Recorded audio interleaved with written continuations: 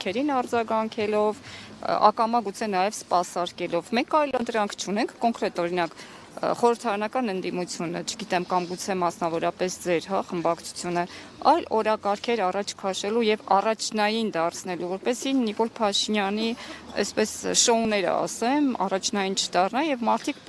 վախտի խաղալիքներով չզբաղվեն։ Ես չեմ կեղծելու ձեր հարցի պատասխանը եւ չեմ խոսելու ընդդիմության մասին, որի ոչ անունը գիտեմ, ոչ էլ իրանց վերացարկված ֆանտոմի հետ չեմ կռիվ տալու կամ իրենց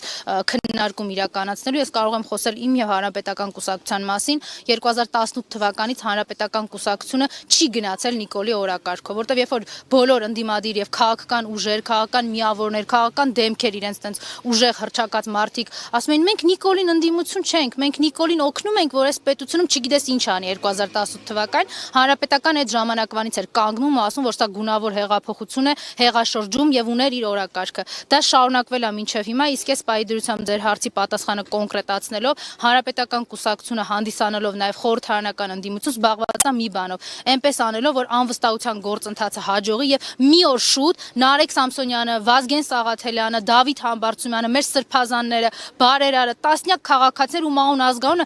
ամոթ է, բայց ես հիմա չեմ կարող ձեզ ասել, որտեվ իրենք տասնյակներով են մարդիկ, ովքեր կոմենտի, ստատուսի, իրենց քաղաքացիական դիրքորոշման համար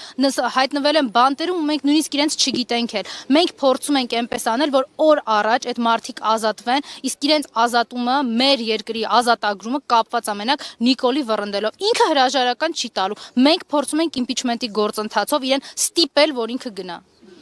Հարգելի հետևողներ, Դավիթ Ֆիդանյանը